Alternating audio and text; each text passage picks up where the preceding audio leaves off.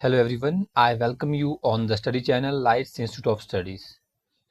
आज हम करने वाले हैं पॉलिटिक्स के मोस्ट इम्पॉर्टेंट क्वेश्चंस जो प्रीवियस ईयर्स एग्जाम्स में आए हैं। कई स्टेट पीसीएस में पूछे और एसएससी ने रिपीटेडली वो क्वेश्चंस बार बार पूछे और कुछ से मैंने अपने भी ऐड किए हैं जो रियली एक्सपेक्टेड है कि आने वाले एग्जाम में आएंगे। तो उन क्वेश्चंस को आज हम सॉल्व करेंगे। एक ही मॉक टेस्ट होने वाला है, तो बहुत ही इसके साथ ही मैं आपको उसमें एडिशनल इन्फॉर्मेशन भी दूंगा जो आपके एग्जाम्स के लिए और ज़्यादा क्रूशियल होगी। चलिए शुरू करते हैं। सो फर्स्ट क्वेश्चन है, which one is the right statement? Statement one, article 2 tell about the readjustment of the boundaries of existing territories. Statement 2, readjustment of the boundaries need the permission from the concerned state. जैसा कि ये statement one है, अब सबसे पहले इसमें क्या होता है कि जो जितने भी स्टेटमेंट वाइज क्वेश्चन होते हैं उसमें हमें एक एक वर्ड को प्रॉपरली पढ़ना होता है। अगर हम उसमें एक वर्ड भी मिस कर देते तो पूरा क्वेश्चन गलत हो सकता है। तो हम पहले स्टेटमेंट को अच्छे से पढ़ेंगे। Article 2 tell about the readjustment of the boundaries of existing territories. Article 2 ऐसा नहीं कहता है। कॉन्स्टिट्यूशन का आर्टिकल 3 कहता है कि जो एग्जिस्टिंग टेरिटरीज है, अगर उसकी बाउंड्रीज में कुछ एक्सटेंशन करनी है, उन बाउंड्रीज को लिमिटेड करनी है, तो वो आर्टिकल 3 में है। और सबसे बड़ी बात है कि जो आर्टिकल 3 में रीएडजस्टमेंट ऑफ द बाउंड्रीज है, अगर उसके अंदर कुछ भी कम या ज़्यादा की जाती है तो वो एक कॉन्स्टिट्यूशनल अमेंडमेंट नहीं होता है। मीन्स स्टेट की बाउंड्रीज को एक्सटेंड करना या उसको कम करना, वो ऐसा करने के लिए हमें कॉन्स्टिट्यूशनल अमेंडमेंट की आवश्यकता नहीं होती है। और तो ये इससे पहली स्टेटमेंट हो जाती है गलत आपकी। तो अब statement 2, readjustment of the boundaries need the permission from the concern state. तो जो ये कंसर्न स्टेट की बात है, कॉन्स्टिट्यूशन में लिखा है कि जब कोई भी रेजोल्यूशन बाउंड्रीज को रीएडजस्टमेंट करने के लिए लाया जाता है तो क्या होता है कि जो पार्लियामेंट है वो कंसर्न स्टेट यानी कि जिस स्टेट की बाउंड्रीज को एक्सटेंड या कम करना है उस स्टेट के गवर्नर के पास उस रेजोल्यूशन या उस बिल को भेजा जाता है। फिर वो बिल उसके गवर्नर के पास जाएगा और फिर गवर्नर को एक उसमें टाइम लिमिट दे दी जाती है और गवर्नर कुछ टाइम लिमिट के अंदर क्या करता है कि उस बिल को वापस दे देता है। और जो गवर्नमेंट की रिकमेंडेशन है वो पार्लियामेंट पे बाइंडिंग नहीं है। Means parliament is not binding to accept the recommendation of the governor. ये वर्ड यहाँ पे लिखा है परमिशन, आप देख सकते हो ये परमिशन। तो ये स्टेटमेंट, अगर ये वर्ड यहाँ पे नहीं होता तो ये स्टेटमेंट सही हो जानी थी। क्यों? क्योंकि यहाँ पे परमिशन लिखा है, क्योंकि परमिशन तो बिना परमिशन के भी पार्लियामेंट कर सकती है क्योंकि वो बाइंडिंग तो नहीं है। इसलिए परमिशन ये वर्ड गलत है। इसलिए मैं आपको कह रहा था कि आपको जितने भी स्टेटमेंट वाइज ये जितने भी क्वेश्चन है आप उनको प्रॉपरली पढ़ना है, ध्यान से पढ़ना है। तो ये इस वर्ड की वजह से ये दोनों स्टेटमेंट्स जो है अब गलत हो जाती है। तो इसका सही आंसर हो जाता है आपका option D, which is none of them. तो जैसे आर्टिकल 2 किसके बारे में बात करता है, क्या आपको मालूम है?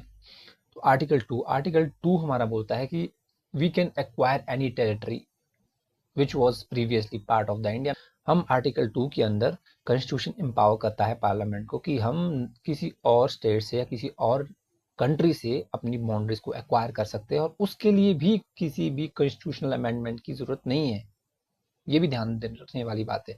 2 और 3, और जो इन दोनों को क्या बोलता है, जो आर्टिकल 4 है वो कहता है कि भाई जो 2 और 3 के अंदर जो भी हमारी जो भी दो और तीन के जो भी डिसीजन लिए जाएंगे आर्टिकल 2 और 3 के अंदर वो हमारे कॉन्स्टिट्यूशन अमेंडमेंट नहीं होंगे। तो आर्टिकल 4 उसको वैलिडेट करता है।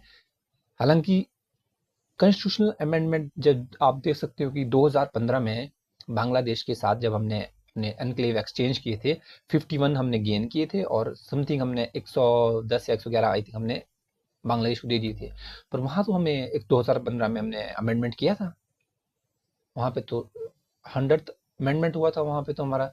वहाँ पर अमेंडमेंट क्यों हुआ? क्योंकि बेसिकली हमने उसमें चेंज किया था फर्स्ट शेड्यूल में। जब फर्स्ट शेड्यूल में आप चेंज करते हो और जब एक्सचेंज की बात आती है टेरिटरीज की, तब कॉन्स्टिट्यूशनल अमेंडमेंट होती है। तो अब चलते हैं क्वेश्चन नंबर 2 की ओर।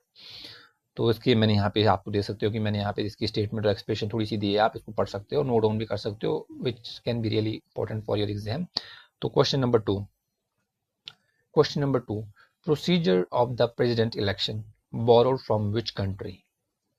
Option A America, option B Canada, option C Australia, option D Ireland. तो मैं आपको थोड़ा सा टाइम देता हूँ इसमें, क्योंकि इसमें बच्चे बहुत ज़्यादा कंफ्यूज हो जाते हैं। जैसे कि प्रेसिडेंट से रिलेटेड जो है हमारे, जैसे कि काफ़ी सारे प्रोविजन अमेरिका से भी लिए गए हैं, तो बच्चे इसमें इसका टिक हमेशा अमेरिका कर देते हैं। इसलिए मैंने क्वेश्चन उठाया कि जो हमारे जो प्रेसिडेंट्स इलेक्शन है उनका प्रोसीजर है कहाँ से लिया गया है, वो एक आयरिश कॉन्स्टिट्यूशन से लिया गया है, आयरलैंड से। तो उसका सही आंसर हो जाएगा option D, which is Ireland. हमारा प्रेसिडेंट्स इलेक्शन का प्रोसीजर कहाँ से बोरोड है, वो है आयरलैंड से। तो इस बात को भी आपने याद रखना है, अच्छे से गलत नहीं करना है एग्जाम में बिल्कुल भी। और आपको क्या मालूम है कि जो प्रेसिडेंशियल है उनका इलेक्शन कैसे होता है? मैं आपको थोड़ा सा ब्रीफ में बताता हूँ कि कैसे होता है। एक इलेक्टोरल कॉलेज को इस्टेब्लिश किया जाता है, और उस इलेक्टोरल कॉलेज में कौन कौन होते हैं? Elected member of both house, यानी कि निर्वाचित सदस्य होते कहाँ के? लोकसभा के और राज्यसभा के। क्वेश्चन पूछते हैं एग्जाम में कि मनोनीत सदस्य, स्टेटमेंट दे देंगे कि मनोनीत सदस्य दोनों सदनों के नहीं, तो मनोनीत नहीं, निर्वाचित सदस्य होते दोनों सदनों के। ठीक है, तो निर्वाचित सदस्य दोनों सदनों की, और साथ ही में निर्वाचित सदस्य elected member from the legislative assemblies के भी होते हैं, और साथ ही में लेजिस्लेटिव असेंबलीज ऑफ कहाँ के? यूटीज की। तो आप मुझे बताएं कि कौन कौन सी यूटी जहाँ पे लेजिस्लेटिव असेंबलीज है, वहाँ के भी इलेक्टोरल कॉलेज में पार्ट लेते हैं, ठीक है, भाग लेते हैं, और प्रेसिडेंट इलेक्शन होता है। तो इसका ऑप्शन हो जाएगा ऑप्शन डी। तो यहाँ पे मैंने स्टेटमेंट दिया, आपने पढ़ लेना अपने हिसाब से। तो अब क्वेश्चन नंबर 3 की तरफ बढ़ते हैं।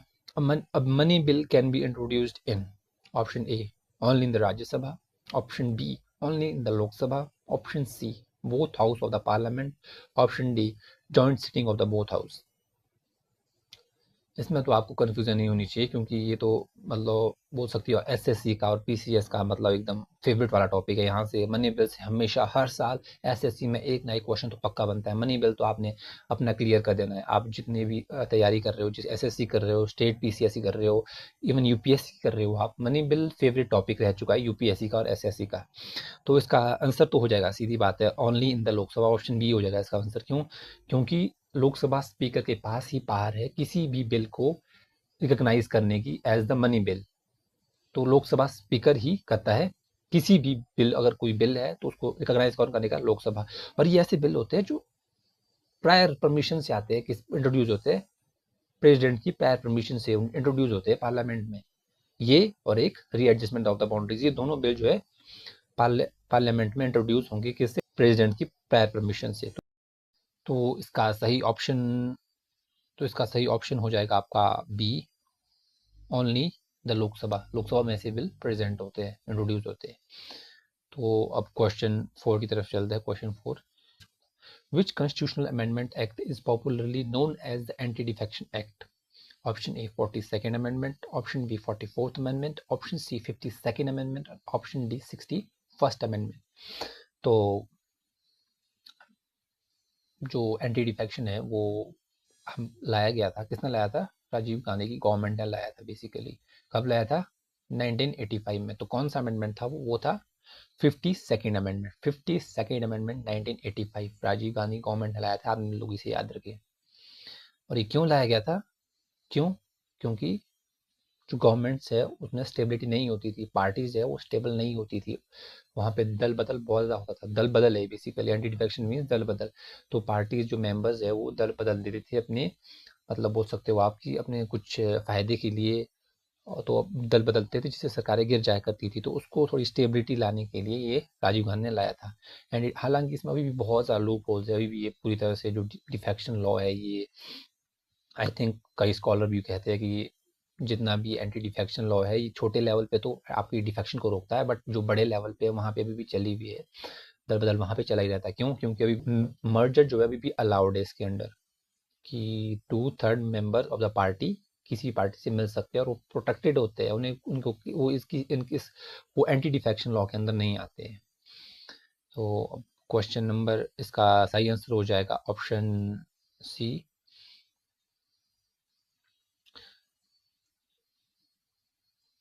चलते हैं आप नेक्स्ट क्वेश्चन पे। Question number 5, under which article can the president of India be impeached? कि कौन से आर्टिकल के अंदर राष्ट्रपति को पद से हटाया जाता है, इम्पीचमेंट होती है। तो हालांकि इम्पीचमेंट पूरे कॉन्स्टिट्यूशन में कहीं भी वर्ड नहीं दिया गया है प्रेसिडेंट से रिलेटेड, बट फिर भी इम्पीच जो आर्टिकल आर्टिकल इसकी ऑप्शन है, article option A article 72, option B article 61, option C article 76, option D article 123। तो जो प्रेसिडेंशियल इम्पीचमेंट है वो दिया गया है आपके आर्टिकल 61 में। इम्पीचमेंट माने महाभियोग, राष्ट्रपति में महाभियोग कैसे चलता है, आर्टिकल 61 के अंदर चलता है। तो थोड़ा इम्पीचमेंट प्रोसेस भी मैं आपको बताता हूँ, क्योंकि ये भी एक कुछ बोलते हैं ना, कुछ फेवरेट टॉपिक्स रहते हैं यूपीएससी और पीसीएस के और एसएससी के, तो उसमें से ये भी एक बहुत इंपॉर्टेंट है। यहाँ से कई क्वेश्चन बनते हैं, बहुत सारे क्वेश्चन मैंने देखे हैं, क्योंकि मैंने पूरी एग्जाम एनालाइज करके लाया, तो मैं आपको थोड़ा सा इसके बारे में बताता हूँ। जो प्रेसिडेंशियल इम्पीचमेंट है वो कैसे होता है। सबसे पहले क्या होता है कि एक जो रेजोल्यूशन है वो सदन में लाया जाएगा, वो किसी भी सदन में ला सकते हैं, लोकसभा में ला सकते हैं और राज्यसभा में ला सकते हैं, लोकसभा में ला सकते हैं और राज्यसभा में ला सकते हैं। मान के चलो लोकसभा में लाए, तो लोकसभा में लाने के लिए तो सबसे पहले जो 25% मेंबर्स है ऑफ द लोकसभा, उससे वो साइन होना चाहिए, ठीक है। 25% ऑफ द मेंबर्स वो साइन होगा, ठीक है। और फिर वो इंट्रोड्यूस होगा लोकसभा में इंट्रोड्यूस हो गया कि प्रेसिडेंट को 14 डेज का मतलब प्रायर इंफॉर्मेशन दे दी गई है। तो 14 डेज के बाद क्या होगा कि अब 14 डेज के बाद लोकसभा उसको पास करेगी। कौन सी मेजोरिटी से होना चाहिए पास, वो होना चाहिए आपकी 2/3 मेजोरिटी से लोकसभा में पास हो जाना चाहिए। फिर अब क्या होगा, जब 2/3 मेजोरिटी से वो पास हो चुका है, उसके बाद जाएगा वो दूसरे सदन में, यानी कि अब राज्यसभा में जाएगा वो बिल। अब राज्यसभा में बिल यहाँ पे होता है एक क्वासी जुडिशियल प्रोसीजर शुरू होता है। बेसिकली वो क्या होता है, एक अर्ध न्यायिक प्रक्रिया हो जाती है शुरू। क्यों? क्योंकि यहाँ पे प्रेसिडेंट को पावर है खुद को रिप्रेजेंट करने की, अपने हक के बारे में बोलने की। उसको यहाँ पे बोलने का हक दिया जाता है कि भाई किस बेस पे उसको हटाया जा रहा है, क्या है। वहाँ पे एक लॉयर के थ्रू भी खुद को रिप्रेजेंट कर सकता है। तो इसलिए यहाँ पे क्वासी जुडिशियल प्रोसीजर शुरू होता है, वो एक इन्वेस्टिगेटिव एजेंसी तरह काम होता है वहाँ पे। फिर अगर राज्यसभा ने भी वो बिल 2/3 मेजोरिटी से पास कर दिया, तो प्रेसिडेंट हमारे इम्पीचमेंट हो जाता है प्रेसिडेंट का, प्रेसिडेंट को अपने पद से हटा दिया जाता है। तो ये है पूरा प्रोसीजर ऑफ प्रेसिडेंशियल इम्पीचमेंट का। हालांकि प्रेसिडेंट को इम्पीचमेंट करने के लिए सिर्फ और सिर्फ एक ही ग्राउंड है, वो है if president do the violation of the constitutional principles. अगर प्रेसिडेंट जो है कॉन्स्टिट्यूशन की अवहेलना करते हैं, तो उन्हें पद से हटाया जा सकता है। तो इसका ऑप्शन हो जाएगा आपका ऑप्शन बी। तो चलते हैं नेक्स्ट क्वेश्चन पे। What is the maximum period for which an ordinance issued by the president can remain in force? Option A 6 months, option B 6 weeks, option C 6 months and 6 weeks, option D 1 year.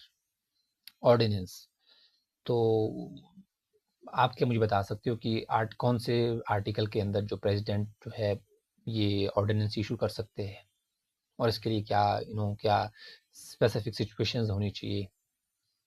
तो basically जो president जो है हमारे, जब ये ordinance issue करते हैं, promulgate करते हैं, तो क्या होता है कि सबसे पहले कब करेंगे वो, जब या तो एक सदन कार्यालय मतलब एक सदन का सेशन नहीं चल रहा है, एक सदन का सेशन चल रहा है, ठीक है, या दोनों सदन का सेशन नहीं चल रहा है। बेसिकली अगर तो दोनों सदन का सेशन चल रहा है तो प्रेसिडेंट जो है ऑर्डिनेंस इशू नहीं कर सकते। इसलिए क्या एक हाउस की एब्सेंस होनी चाहिए या दोनों हाउस की सेशन की एब्सेंस होनी चाहिए, ठीक है।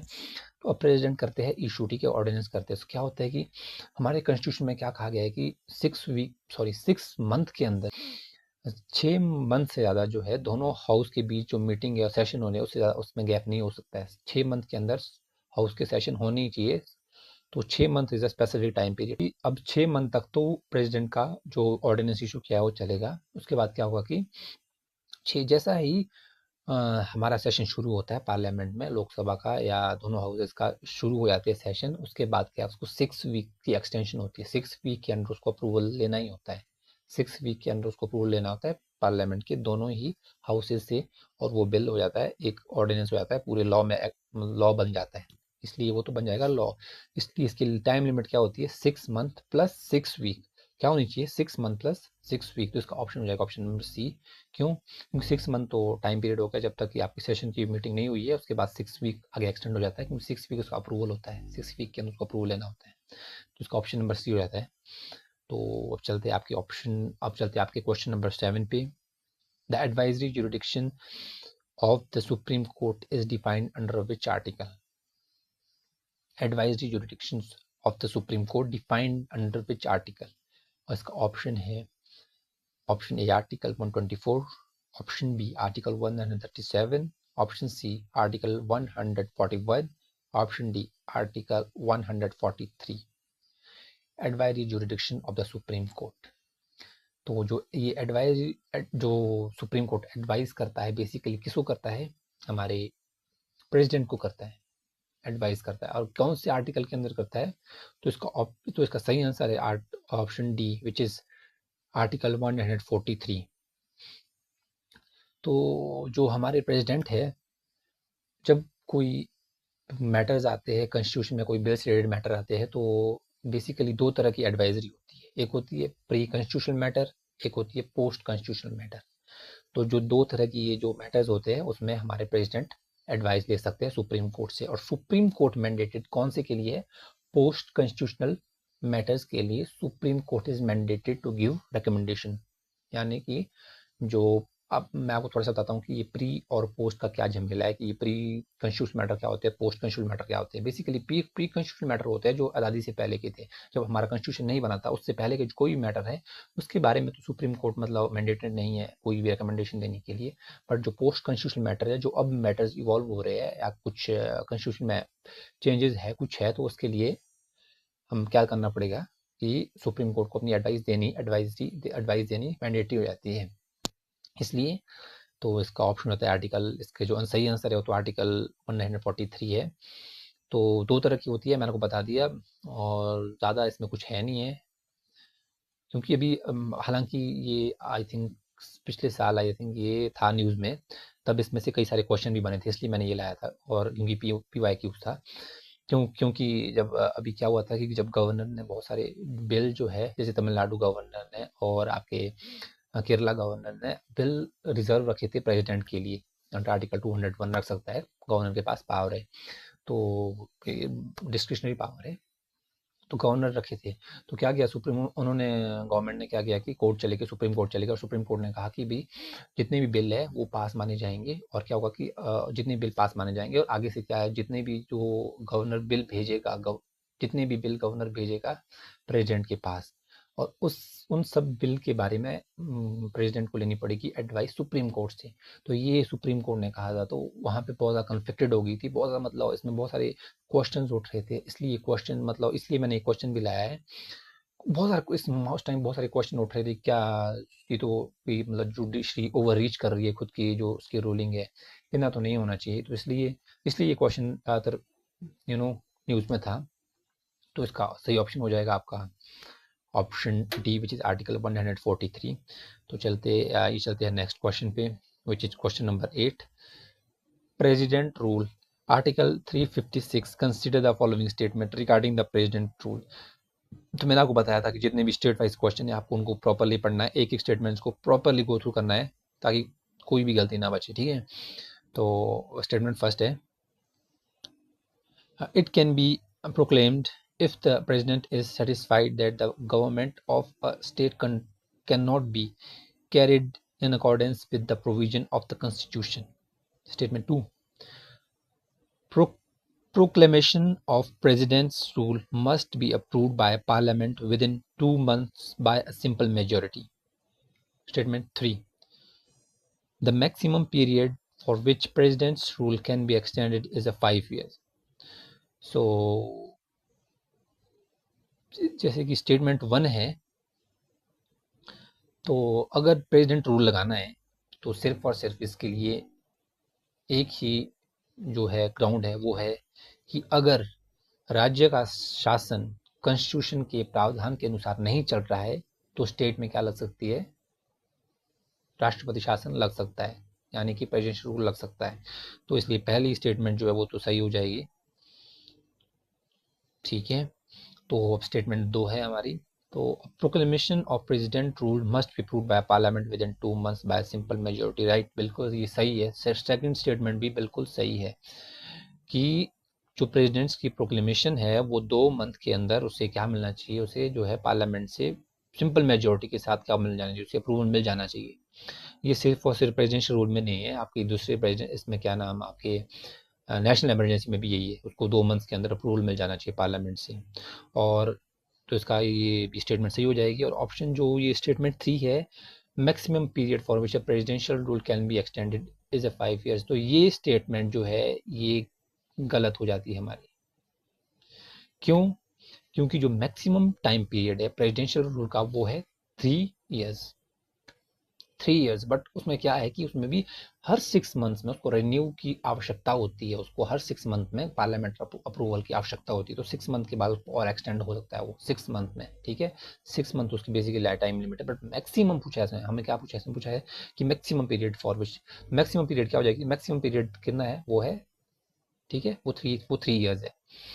और बेसिकली जो ये आपका प्रेसिडेंट रूल है ये 6 मंथ के बाद तो होता ही है, बट इसमें और एक इसमें 44th कॉन्स्टिट्यूशन अमेंडमेंट 1978 में लाया था, क्या लाया था कि 1 साल के बाद जो अगर प्रेसिडेंशियल रूल को आपने एक्सटेंड करना है, 6 मंथ तो था ही पहले, पर 1 साल के बाद अगर फिर भी आपको और एक्सटेंड करना है तो मतलब 2 कंडीशन उसको पूरी करनी पड़ेगी। 2 कंडीशन कौन कौन सी हो जाएगी, तो 2 कंडीशन हो जाएगी उसमें, अगर किसी भी स्टेट में, अगर पूरी किसी भी पार्ट ऑफ इंडिया में अगर कहीं भी नेशनल इमरजेंसी है तो प्रेसिडेंशियल रूल एक्सटेंड हो सकता है। सेकंड, राउंड 2 है, अगर आपने प्रेसिडेंशियल रूल को 1 साल के लिए मतलब 1 साल से ज़्यादा एक्सटेंड करना है तो दूसरा राउंड होता है। उसमें दूसरा राउंड होता है कि अगर हमारा इलेक्शन कमीशन जो है वो सर्टिफाई कर दे कि अभी जो है स्टेट में इलेक्शन करवाना पॉसिबल नहीं है, तो भी 1 साल ज़्यादा वो प्रेसिडेंशियल इलेक्शन जो सॉरी प्रेसिडेंशियल रूल है वो एक्सटेंड हो जाता है। तो उसका सही जो आंसर हो जाएगा वो है स्टेटमेंट 1 एंड 2, राइट। तो 1 एंड 2 इसमें पूछा है, मैं विच आर करेक्ट। हाँ, इसमें आपको ये भी बता दूँ कि आपने इसमें ये भी देखना है कि क्वेश्चन में जब ऐसे स्टेटमेंट वाइज क्वेश्चन होते हैं, आपने उसमें देखना है कि इसमें कई बार लिखा होता है कि which statement is about is given not correct, या करेक्ट है कि कौन कौन सी सही नहीं है, तो ऐसे दिया होता है, तो आपने वो भी बात ध्यान से लेना है। तो इसमें करेक्ट पूछा है तो इसमें करेक्ट हो जाएगी आपके 1 एंड 2, 2 स्टेटमेंट राइट है, क्योंकि इसमें थर्ड तो गलत है।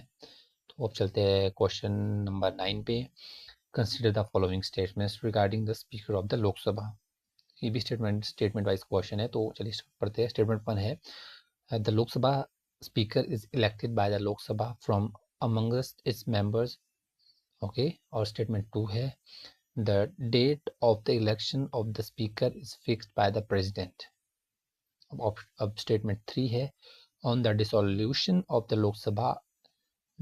Lok Sabha the speaker must immediately vacate his office. तो मैंने आपको बताया था कि प्रॉपर्ली पढ़ना है, तो हम पहले स्टेटमेंट को प्रॉपर्ली पढ़ेंगे, ठीक है। तो जो लोग पहली स्टेटमेंट जो है बिल्कुल वो सही हो जाती है कि जो लोकसभा स्पीकर है वो लोकसभा मेंबर में से ही इलेक्ट होते हैं, एक पैनल ही बनता है उसके बाद उनका। तो एक स्पीकर होता है, एक डेप्यूटी स्पीकर होता है, वो लोकसभा मेंबर्स से ही बनते हैं, ठीक है। तो सेकंड स्टेटमेंट है, the date of the election of the speaker is fixed by the president. और सेकंड स्टेटमेंट भी हमारी बिल्कुल सही है, जो डेट ऑफ द इलेक्शन, जो स्पीकर की इलेक्शन की डेट है वो भी हमारे प्रेसिडेंट ही तय करते हैं। तो थर्ड है, on the dissolution of the Lok Sabha the speaker must immediately vacate his office. जो थर्ड स्टेटमेंट है वो हमारी बिल्कुल गलत हो जाती है, क्योंकि जब लोकसभा का डिसोल्यूशन होता है, जब लोकसभा मतलब जब पुरानी लोकसभा का कार्यकाल पूरा हो जाता है, तो क्या होता है कि जो लोकसभा स्पीकर है वो इमीडिएटली अपना ऑफिस वेकेट नहीं करते। क्यों ऑफिस वेकेट नहीं करते हैं? वो करते हैं, वो अपना ऑफिस वेकेट करेंगे, कब करेंगे, दूसरी जो लोकसभा बनेगी उसके उस मतलब उनकी फर्स्ट मीटिंग के ठीक पहले, ना ही उस मीटिंग के दौरान, ठीक उस मीटिंग के पहले करेंगे अपना ऑफिस वेकेट। आया समझ में? तो ये जो थर्ड जो स्टेटमेंट है वो हमारी गलत हो जाती है, क्योंकि कॉन्स्टिट्यूशन में लिखा है कि जो हमारे स्पीकर है वो अपने कार्यकाल के बाद तब तक अपने पद पर बना रहेगा जब तक कि नई लोकसभा का स्पीकर जो है नई लोकसभा का जो मीटिंग है वो शुरू नहीं होती है उसके ठीक पहले। तो इसमें जो सही आंसर हो जाएगा, तो यहाँ पे पूछा है विच अबाउ आर करेक्ट। तो सॉरी, जो इसमें एक मिनट, तो इसमें जो पूछा है विच स्टेटमेंट्स आर करेक्ट, तो इसमें करेक्ट और कौन सी हो जाएगी, तो वो स्टेटमेंट हमारी पहली सही है और दूसरी सही है, तो इसमें हमारा ऑप्शन ए जो है वो सही है, क्योंकि 1 एंड 2 स्टेटमेंट राइट है, थर्ड स्टेटमेंट राइट नहीं थी। तो क्वेश्चन नंबर 10 की तरफ चलते हैं। With reference to the removal of the speaker consider the following. Statement wise question है फिर से। तो स्टेटमेंट 1 है, a resolution for removal can be moved only after giving at least 14 days notice। ठीक है। तो statement 2, while the resolution for the removal is under consideration the speaker cannot preside over the house। ठीक है। तो in such a sitting the speaker has no right to vote even in the first instance। तो चलिए statement wise को properly पढ़ते हैं statement को। तो removal can be after giving at least 14 days notice. So see जो पहले statement है बिल्कुल सही है, क्योंकि 14 डेज का नोटिस देना बहुत ही इंपॉर्टेंट है, तो ये पहली जो है ये सही हो जाएगी बिल्कुल।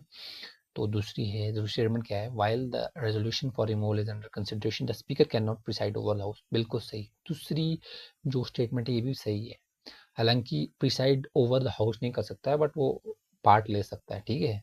he can remain there but not as the head। तो मतलब दूसरी भी हमारी स्टेटमेंट जो है सही हो जाएगी, क्यों, क्योंकि वो प्रिसाइड ओवर नहीं करता है, ठीक है। हालांकि he remain in the house but वो प्रिसाइड नहीं करता है, ठीक है। तो तीसरी स्टेटमेंट है, in such a sitting the speaker has no right to vote even in the first instance. तो तीसरी स्टेटमेंट जो हमारी ये गलत हो जाती है। क्यों हो जाती है गलत, क्योंकि जब यू नो लोकसभा स्पीकर को हटाने के लिए कोई प्रस्ताव विचाराधीन है लोकसभा में, तो क्या होता है कि उसका जो वैसे तो जो लोकसभा स्पीकर के पास वो पावर होती है, उसके पास पावर होती है कास्टिंग वोट की, यानी कि निर्णायक मत की पावर होती है। यानी निर्णायक मत यानी कास्टिंग वोट, यानी कि जब वोटिंग टाई हो जाती है तो उस टाई को हटाने के लिए, उस टाई को तोड़ने के लिए बेसिकली लोकसभा स्पीकर जो एक वोट डालता है, और जिसके फेवर में वोट चला जाएगा तो वो मतलब वो वाला पक्ष जो है ज़्यादा भारी हो जाएगा, और वो अगर तो वो पक्ष ज़्यादा भारी हो जाएगा और जो टाई है वो टूट जाएगा। तो इसलिए जो है उसे कास्टिंग वोट दिया गया है। बट जब उसको हटाने के लिए विधेयक अगर विचाराधीन है तो क्या होगा कि उसे कास्टिंग वोट नहीं होगा, बट उसे कौन सा है, उसे सिंपल वोट अवेलेबल फिर भी रहता है। हालांकि क्योंकि वो क्योंकि वो सीट वो मतलब अपनी सीट छोड़ देता है, अपना पद छोड़ देता है, but as a simple member जो है वो लोकसभा में प्रेजेंट रहेगा, और उसे सिंपल वोटिंग में यानी कि उसे फर्स्ट इंस्टेंस में वोटिंग करने का उसे राइट है, तो फर्स्ट इंस्टेंस में अपनी वोटिंग दे सकता है, हालांकि उसे कास्टिंग वोट नहीं है। तो तीसरी स्टेटमेंट है ये हमारी गलत हो जाती है। तो इसमें पूछा है which statements are given are correct, तो करेक्ट तो इसमें फिर से वही 1 एंड 2 हो जाएगी, तो विच इज ऑप्शन ए दिखाएगी 1 एंड 2 ओनली, तो ऑप्शन इसका सही आंसर हो जाएगा। तो चलिए चलते हैं next question. Question number 11, who decides whether a bill is a money bill और not. Option A president of India, option B prime minister, option C speaker of the Lok Sabha, option D finance minister. So ये मैंने अभी आपको starting में भी थोड़ी information दी थी इसके बारे में, मनी बिल के बारे में। ये दूसरा क्वेश्चन है मनी बिल के बारे में जो बन रहा है। तो जो मनी बिल है वो डिसाइड कौन करता है, वो डिसाइड करते हैं हमारे स्पीकर ऑफ द लोकसभा की कोई बिल मनी बिल है या नहीं है। और आपको बताया था कि मैंने वो प्रेसिडेंट के प्रायर परमिशन से ही इंट्रोड्यूस होता है। तो लोकसभा स्पीकर उसे क्या करते हैं, वो डिसाइड करते हैं कि whether bill is money bill और नॉट। तो इसका सही आंसर हो जाएगा ऑप्शन सी। तो चलते हैं नेक्स्ट क्वेश्चन पे which is question number 12, to whom does the speaker of the Lok Sabha address his resignation? Option A, President, option B, the Prime Minister, option C, the Deputy Speaker of the Lok Sabha, and option D, Chief Justice of India। तो जो हमारे Lok Sabha speaker होते हैं वो अपना अगर उन्हें हमने रिजाइन करना है तो अपना रेजिग्नेशन किसे देंगे, वो देंगे अपना resignation deputy speaker of the Lok Sabha को, डेप्यूटी स्पीकर ऑफ लोकसभा को। और अगर यदि लोकसभा के डेप्यूटी स्पीकर को अपना रिजाइन करना है, रेजिग्नेशन देना है, तो वो देंगे स्पीकर को। मतलब दोनों एक दूसरे को देते हैं अपना रिजाइन, रेजिग्नेशन किसको देते हैं, लोकसभा स्पीकर देगा डेप्यूटी स्पीकर को और डेप्यूटी स्पीकर देगा लोकसभा स्पीकर को, ठीक है। तो इसका सही आंसर तो हो जाता है आपका option number C which is deputy speaker of the Lok Sabha, ठीक है। बट क्या आप लोग मुझे बता सकते हैं कि जब यानी कि जब स्पीकर या मान के चलो जब डेप्यूटी स्पीकर और लोकसभा जब दोनों का पद विकेट है, मतलब वहां पे कोई भी अभी तक मतलब विकेट अभी खाली स्थान है, भरा नहीं गया है उनका स्थान, तो जो सेशन को जो हेड कौन करेगा, लोकसभा को हेड कौन करेगा, क्या आप लोग मुझे बता सकते हैं? तो आपने इसका आंसर मुझे कमेंट बॉक्स में बताना है। ये मैं आपके लिए होमवर्क छोड़ता हूँ। तो इसका ऑप्शन नंबर या option number C right correct. तो question number 13, which of the following words was not inserted in the preamble by the 42nd Amendment Act? Option A socialist, option B secular, option C integrity, option D republic. तो जो हमारा 42nd amendment हुआ था, उसे क्या हुआ था कि कुछ जो वर्ड्स है, मतलब बहुत सारे चेंजेस लाए गए थे कॉन्स्टिट्यूशन में, इसलिए इसको मिनी कॉन्स्टिट्यूशन बोलते थे। तो इसमें जो 3 वर्ड्स है बेसिकली जो जोड़े गए थे वो थे हमारे सोशलिस्ट, सेक्युलर एंड इंटीग्रिटी। ये वर्ड जोड़े गए थे हमारे 42nd अमेंडमेंट से जोड़े गए थे। बट जो इसमें रिपब्लिक वर्ड है वो बेसिकली शुरू से ही कॉन्स्टिट्यूशन में था। रिपब्लिक मतलब ये आपके बेसिक कॉन्स्टिट्यूशन में स्टार्टिंग से ही हमारे रिपब्लिक वर्ड है, ये स्टार्टिंग से ही हमारे कॉन्स्टिट्यूशन में था। तो उसका सही आंसर भी हो जाएगा ऑप्शन नंबर डी।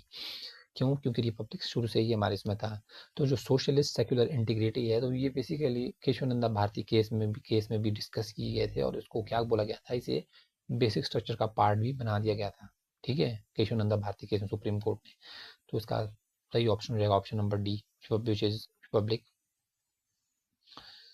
हाँ, तो नेक्स्ट क्वेश्चन की ओर चलते हैं।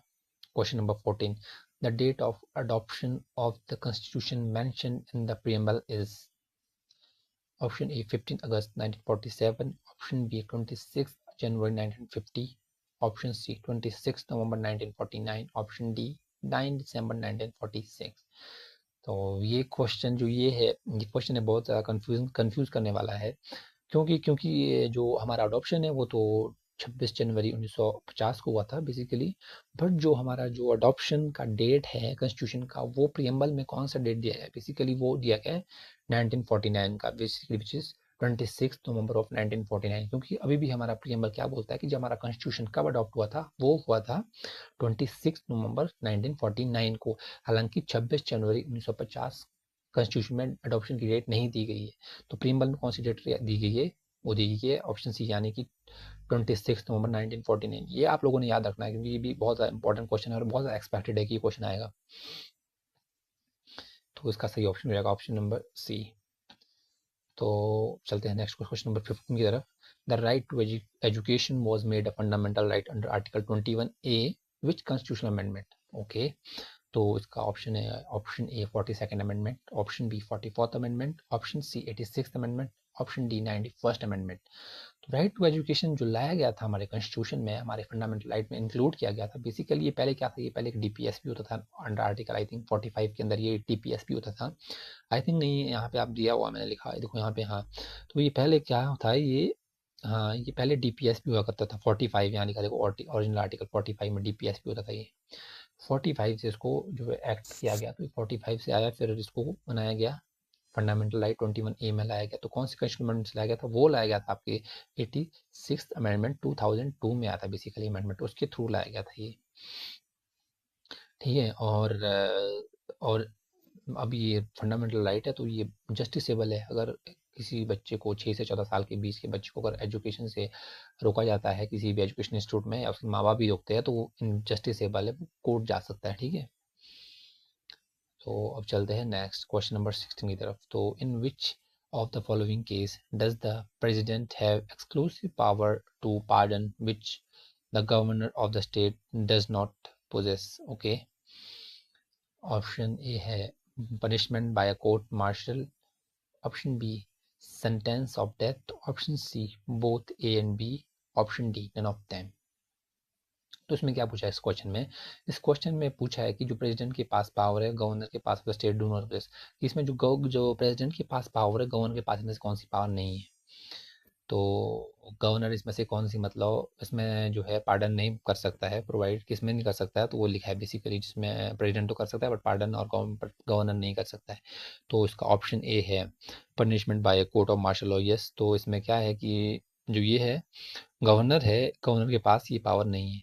गवर्नर पार्डन नहीं कर सकता है पनिशमेंट को, जो अगर किसी मिलिट्री कोर्ट ने, कोर्ट मार्शल मिलिट्री कोर्ट ने दी है। ठीक है, तो ऑप्शन बी क्या है, सेंटेंस ऑफ डेथ। यस, तो गवर्नर कॉन्स्टिट्यूशन में बेसिकली कहा गया है कि गवर्नर जो है सेंटेंस, अगर डेथ सेंटेंस है उसको भी पार्डन नहीं कर सकता, उसको भी माफ नहीं कर सकता है, क्षमादान शक्ति उसके पास नहीं है। But through loop holes governor ऐसा कर सकता है। Through loop holes, but constitution में ऐसा नहीं है। कॉन्स्टिट्यूशन में ऐसा नहीं दिया गया है कि थ्रू वो क्या करे कि थ्रू मतलब कॉन्स्टिट्यूशन में थ्रू मतलब वो कॉन्स्टिट्यूशन उसको पावर नहीं दी गई है कि वो डेथ सेंटेंस को पार्डन करेगा या माफ करेगा, क्षमा नहीं है डेथ सेंटेंस को, ठीक है। तो इसका सही आंसर हो जाएगा हमारा option number C, which is both C and A. तो इसमें दोनों की पावर, ये दोनों पावर जो है नहीं है गवर्नर के पास, ठीक है। बट हाँ, थ्रू पोज वो कर सकता है, ठीक है। और साथ ही मैं आपको बता दूं कि जो प्रेसिडेंट के पास पावर है, वो प्रेसिडेंट कौन से 3 केसेस है जिसमें प्रेसिडेंट अपनी जो है ये पावर जो एग्जीक्यूट कर सकता है, अपनी क्षमतान की शक्ति का यूज कर सकता है। बेसिकली वो कौन कौन से है? पहला है any law which is made by centre, अगर उसके खिलाफ अगर किसी भी व्यक्ति को कोई भी मतलब कोई सजा दी गई हो, तो उसके खिलाफ प्रेसिडेंट क्या कर सकता है? उसको माफ कर सकता है। कौन सा लॉ? मेड बाय स्टेट, और sorry made by parliament, okay. दूसरा है डेथ सेंटेंस, और तीसरा है मार्शल कोर्ट, और बेसिक मिलिट्री कोर्ट से कोई भी सजा मिली है तो उसको भी हमारे प्रेसिडेंट माफ कर सकते हैं। उनको तीन, तो इसमें तीन जो 3 राउंड जो उसमें उन्हें पावर दी गई है, तो उसका सही ऑप्शन हो जाएगा आपका option number C, which is both A and P. तो आज के लिए इतना ही है, क्योंकि मैं बहुत ही ज़्यादा सिलेक्टेड क्वेश्चन लेके आ रहा हूँ, क्योंकि मुझे लगता है जो बहुत ज़्यादा एक्सपेक्टेड है वो क्वेश्चंस आएंगे, और साथ ही मैं जो आपको मैं इन्फॉर्मेशन दे रहा हूँ वो भी इंपॉर्टेंट है, तो आपने उसे भी नोट डाउन किया होगा, आई होप सो। तो अभी के लिए इतना ही है फिलहाल। अब मैं दूसरी वीडियो जल्दी लेके आऊँगा पॉलिटी मॉक टेस्ट की। हम एक पॉलिटी की सीरीज शुरू करेंगे पूरी, जिसमें आपको मैं क्वेश्चंस के थ्रू ही पॉलिटी पूरी कवर करवा दूंगा। तो थैंक यू।